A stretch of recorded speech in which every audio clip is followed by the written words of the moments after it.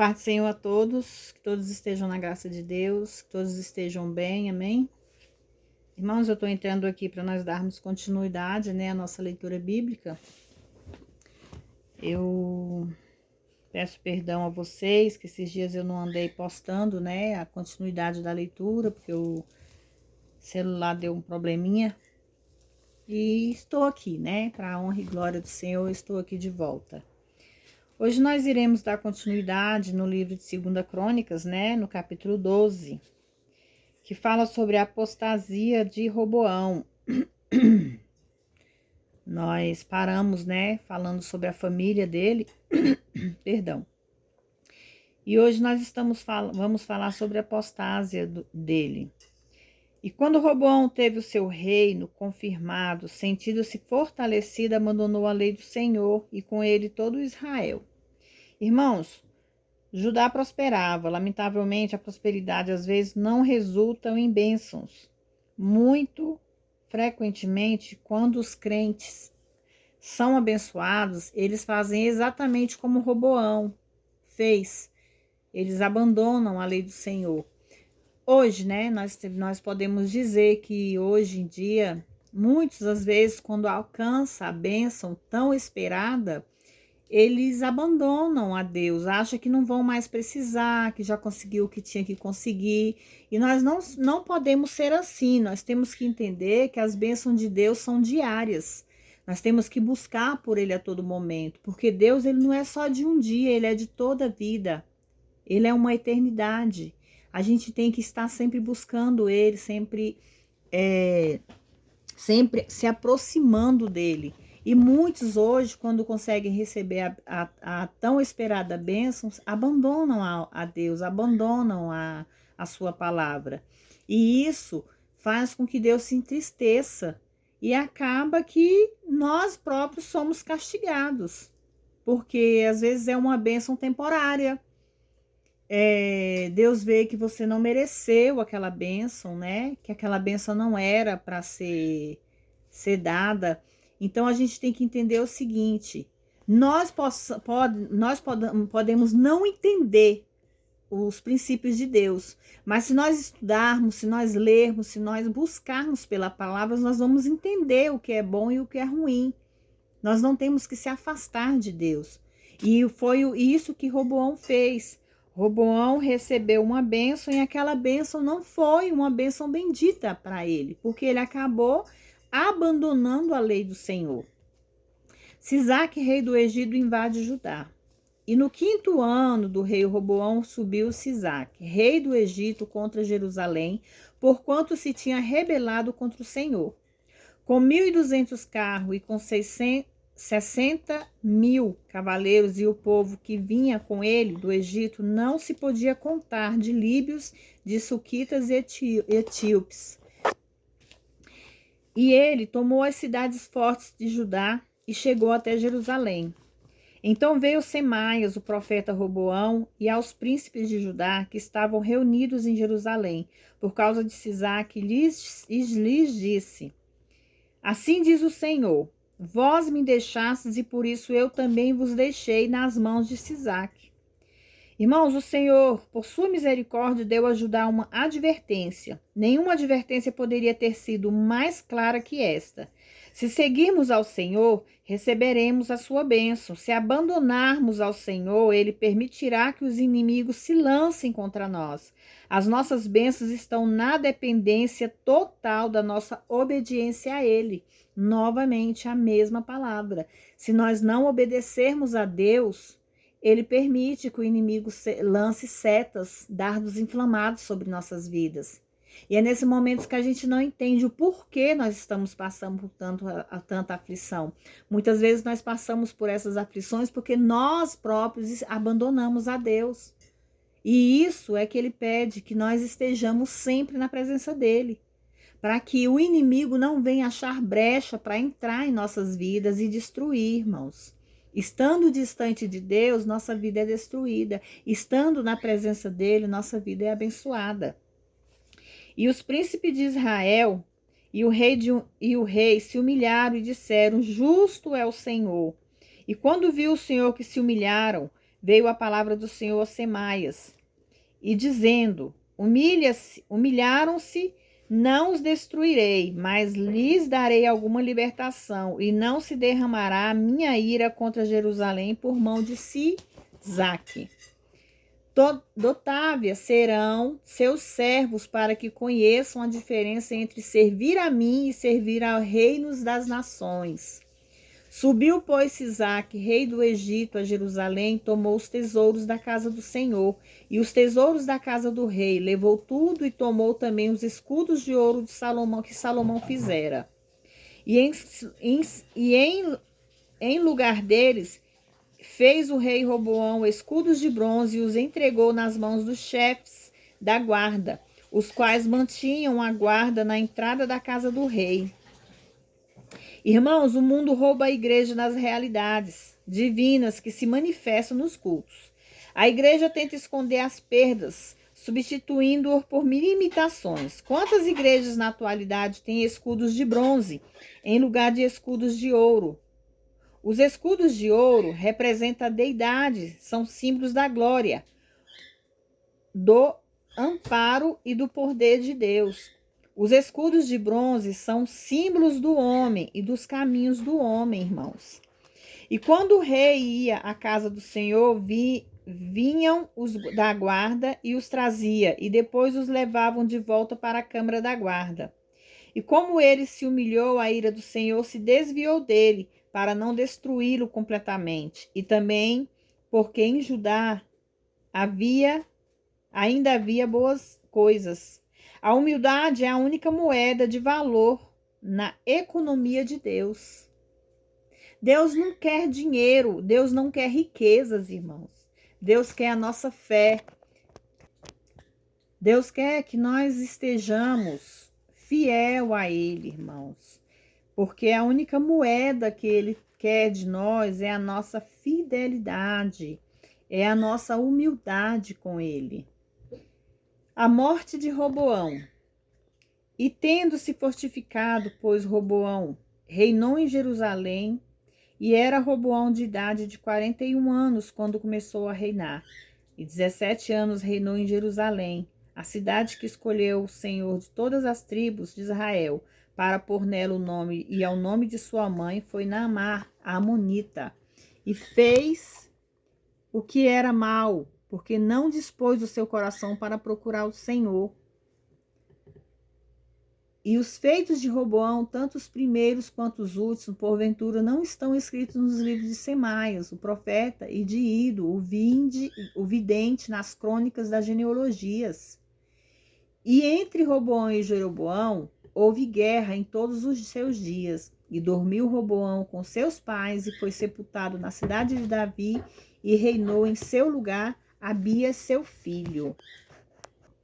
Capítulo 13, irmãos. Abias reina sobre Judá. O ano 18 do rei Jeroboão começou a reinar Abias sobre Judá. E reinou 3 anos em Jerusalém. O nome de sua mãe era Micaia, filha de Uriel, da Gibeá. E houve guerra entre Abias e Jeroboão. A guerra de Jeroboão, então ordenou Abias batalha com um exército de 400.000 homens de guerra, valorosos e escolhidos. Jeroboão ordenou batalha contra ele com 800.000 homens escolhidos, fortes e valorosos. E se levantou Abias sobre o monte de Zemairá, que está na montanhas de Efraim, e disse: ouve-me, Jeroboão e todo Israel. Não sabeis vós, porventura, que o Senhor Deus de Israel deu o reino de Davi sobre Israel para sempre, a ele e a seus filhos, por uma aliança de sal? Mas Jeroboão, filho de Nebate, servo de Salomão, filho de Davi, levantou-se e se rebelou contra seu senhor. E ele ajuntaram-se homens vadios, filhos de iniquidade, e se fortaleceram mais que Roboão, filho de Salomão, porque Roboão era ainda jovem e tenro coração, e não podia se defender deles. E agora vos tratais de fortificar-vos contra o reino do Senhor, que está nas mãos dos filhos de Davi, porque sois muitos e tendes convosco os bezerros de ouro que Jeroboão vos fez por deuses. Abias lembra que Jeroboão do seu culto ao bezerros de ouro, que, de certa forma, era igual à religião do Egito, e é algo totalmente prejudicial aos caminhos do Senhor.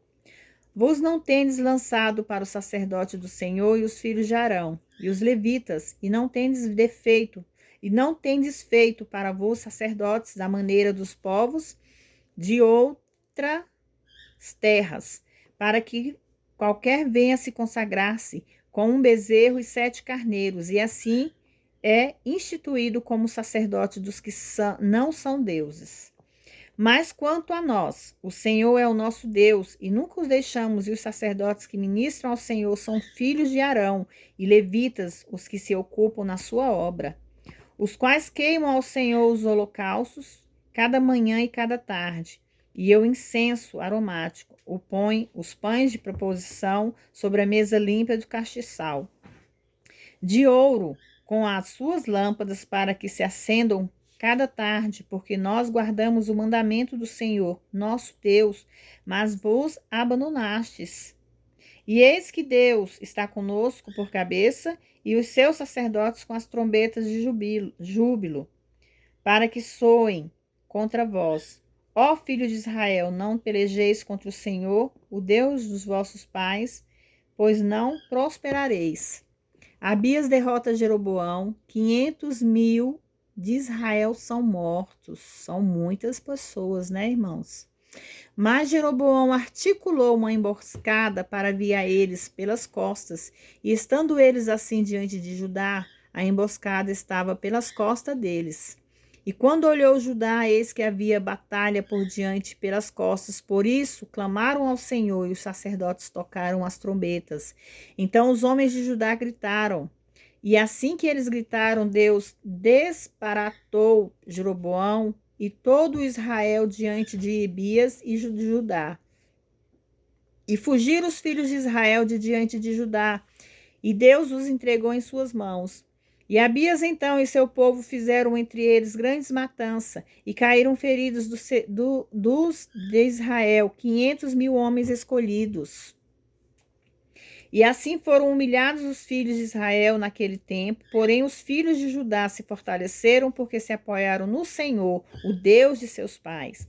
E Abias perseguiu Jeroboão e tomou algumas cidades dele, Betel com as suas aldeias, Jefzana com a sua aldeia, Efraim com as suas aldeias. E nunca mais teve Jeroboão poderio nos dias de Abias, mas o feriu o Senhor e morreu. A família de Abias. Abias se fortaleceu e tomou 14 mulheres para si, e gerou 22 filhos e 16 filhas. O restante dos atos de Abias, tanto os seus caminhos quanto os seus negócios, estão escritos na história de Ido, o profeta. Capítulo 14, irmãos. Asa reina sobre Judá. Dormiu Abias com seus pais e foi sepultado na cidade de Davi, e reinou em seu lugar seu filho Asa, em cujos dias a terra teve paz por 10 anos. E fez Asa o que era bom aos olhos de Deus, porque tirou os altares dos cultos estranhos e os lugares altos, quebrou as imagens e destruiu os bosques, e ordenou a Judá que buscassem o Senhor, o Deus de seus pais, e puseram em prática a lei dos seus mandamentos. Asa dirigiu Judá à Bíblia. Quão desesperadamente necessitamos de pregadores na atualidade que também dirijam as pessoas à Bíblia, mas muito frequentemente as pessoas são dirigidas a qualquer direção exceto a Bíblia, irmãos. Irmãos, aqui fala que para que nós possamos salvar almas, nós temos que dirigir aquelas pessoas à Bíblia. O que eu estou fazendo aqui nesse momento? Eu estou fazendo um estudo bíblico, é um estudo que leva aquelas pessoas que não têm conhecimento na Bíblia, que não conhecem a palavra de Deus. Então, eu estou dirigindo as pessoas que estão aqui nesse canal à Bíblia, que sintam vontade de abrir a Bíblia, que sintam vontade de ler a palavra e ter um conhecimento maior com o nosso Deus. Amém? Tirou também de todas as cidades de Judá os lugares altos e as imagens no reino diante dele e esteve em paz. O programa de construção de Asa. Edificou cidades fortes em Judá, porquanto havia paz na terra e não havia guerra contra ele daqueles tempos, porque o Senhor lhe havia dado repouso.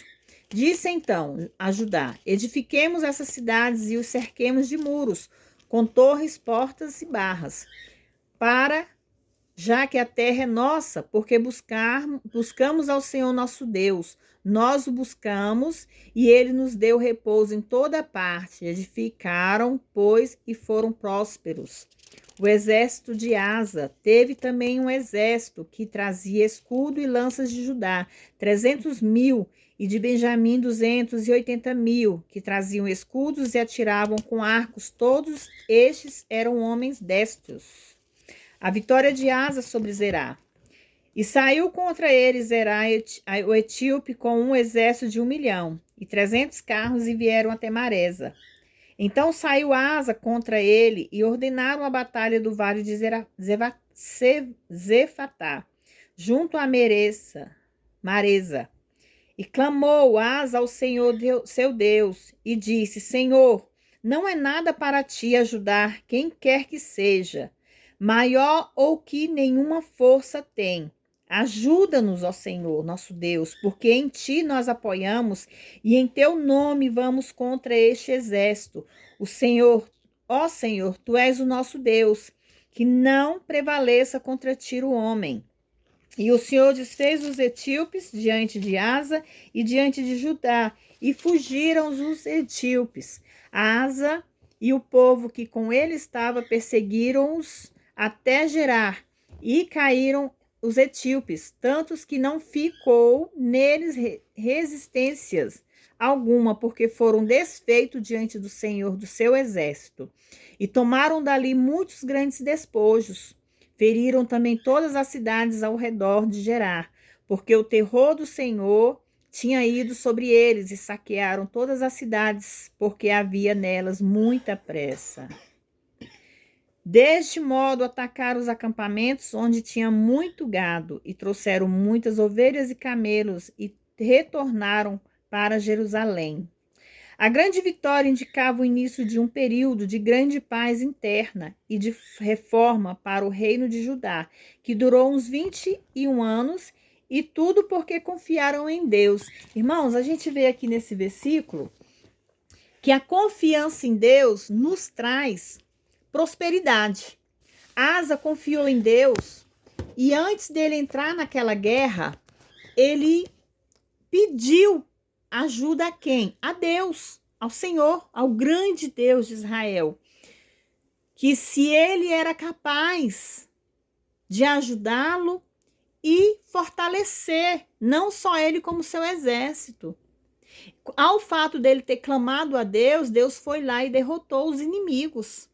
Então isso serve para nós, irmãos e irmãs, você e do outro lado, que se nós buscarmos a Deus, nós clamarmos a Deus, ele estará conosco, ele fará o que é melhor para nós, mas que nós não temos que pensar que ele vai fazer o que nós queremos. Ele vai fazer a vontade dele, que seja na vontade dele. Então como Asa falou aqui, Senhor, ele simplesmente indagou, Senhor, se for da sua vontade, eu sei que o Senhor pode. Assim somos nós, irmãos. Nós temos que aprender a falar com Deus, a ter uma intimidade com Deus. Senhor, eu sei que tu podes. Se o Senhor quiseres, o Senhor muda a minha situação. Se o Senhor quiseres, o Senhor me dá saúde. Se o Senhor quiseres, o Senhor vai libertar meus filhos.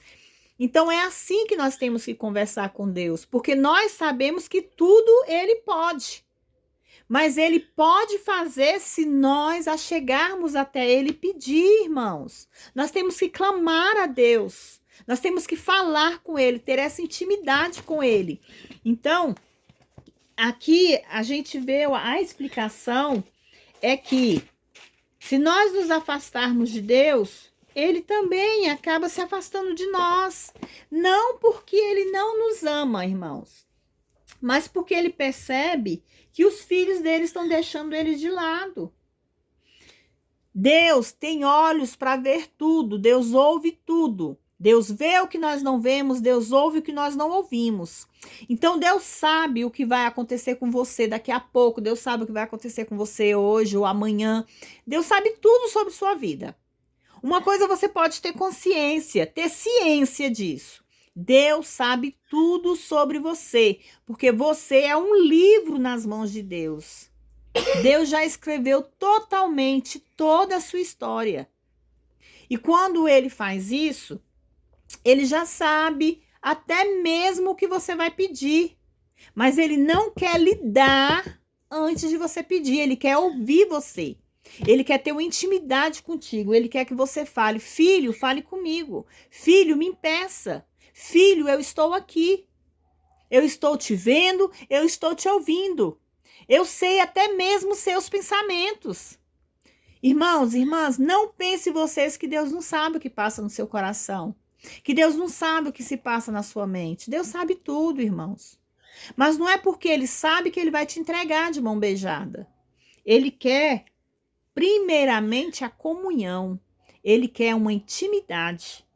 E é isso que Ele quer de nós. Ele não quer muito, irmãos. É como um filho e uma mãe. Muitas vezes o filho se sente rejeitado porque uma mãe não para, não conversa, não ouve aquele filho, não procura saber o que está se passando, não procura saber o que o filho precisa, o que o filho está sentindo, o que o filho está... por que o filho está triste, qual é o motivo da felicidade, qual é o motivo da tristeza. O pai e o filho, a mãe e o filho têm que ter essa intimidade. Filha, confia em mim. Filho, confia em mim. Eu quero saber da sua vida. Eu quero saber o que você faz. Eu quero saber por onde você anda. Nós, pais e mães, irmãs, muitas vezes quando nossos filhos saem e não nos dão uma satisfação, como é que a gente fica? Nós fica naquela situação de aflição. Onde será que está fulano? Será o que ele está fazendo? Com quem ele está? O que ele está fazendo? Que horas que ele vai chegar? Por que ele não dá notícia? Essa é a preocupação do pai e da mãe. Mesmo o filho não se preocupando com o pai e a mãe e o pai estão ali o tempo todo preocupado. Enquanto aquele filho não chega... Responde para mim, irmãos, no comentário se isso é mentira. Enquanto o filho não chega e nós, pais e mães, vemos com nossos olhos, nós não temos sossego. Nós não temos uma noite de sono tranquila. Nós não temos um sossego interior. Assim é Deus. Deus quer saber o que você está sentindo, Deus quer saber onde você está, o que você vai fazer, o porquê que você está fazendo, o porquê que você chora, o porquê que você sorri. Deus quer saber, Deus quer uma intimidade com você. Então é isso que Deus quer de nós, essa intimidade interna, que nós venhamos tirar de dentro de nós essa intimidade, entregar nas mãos de Deus, conversar com Ele, falar com Ele, porque Deus quer falar com você, Deus quer ter um diálogo, Ele é nosso Pai. Assim como eu sou mãe, e quero ouvir os meus filhos, quero saber o que eles sentem, como eles estão, assim é nosso Pai do céu. Nosso Deus quer isso de nós. Irmãos, hoje muitos jovens, eu não vou dizer assim, simplesmente só os jovens, todos nós, seres humanos, muitas vezes nós esquecemos de Deus. A aflição que nós passamos na vida é tão grande que a gente esquece que o Deus que nós servimos é maior do que essa aflição. O Deus que nós servimos é maior que o problema. Então nós temos que colocar na frente do problema o Deus, o tamanho do Deus que nós servimos. Que esse Deus que nós servimos é muito maior do que esse problema que nós estamos passando. Amém? Vamos me acompanhar no Salmo 23, que é um salmo abençoado, né, que fala que o nosso Deus, né, o nosso Deus, ele é o nosso pastor, que se nós confiarmos nele, tudo ele fará, nada nos faltará. Então nós vamos entender e vamos puxar, irmãos, vamos ter mais intimidade com Deus. Que vocês possam me acompanhar aí nesse canal, mas que vocês possam abrir a Bíblia, não só me ouvir, não. Abram a Bíblia, vão ler alguns versículos. Eu não estou falando para vocês ler a Bíblia toda, porque como eu estou fazendo uma leitura bíblica, vocês estão ali me acompanhando, né? Em cada versículo, em cada capítulo. Mas entra ali no Salmo 23, entra no Salmo 91, entra no Salmo 121. São salmos abençoados, irmãos. Amém? E orem bastante pelos seus filhos, orem bastante pela sua família. Não só para os de dentro, mas vamos orar pelo mundo, vamos orar por aqueles que necessitam chegar até Deus. Amém? Vamos me acompanhar no Salmo 23? O Senhor é meu pastor e nada me faltará. Deitar-me faz em verdes pastos, guia-me mansamente às águas tranquilas, refrigera minha alma. Guia-me pelos caminhos da justiça por amor ao seu nome. Ainda que eu ande pelo vale da sombra da morte, não temo mal algum. Porque tu estás comigo, a tua vara e o teu cajado me consolam. Prepara-me uma mesa perante mim na presença dos meus inimigos. Unge minha cabeça com óleo e meu cálice transborda. Certamente que a bondade e a misericórdia me seguirão todos os dias da minha vida e habitarei na casa do Senhor por longos dias, irmãos. Quando nós estamos na presença de Deus, Ele é nosso pastor e nada nos faltará. Ele nos faz repousar em verdes pastos. Ele nos guia mansamente por águas tranquilas.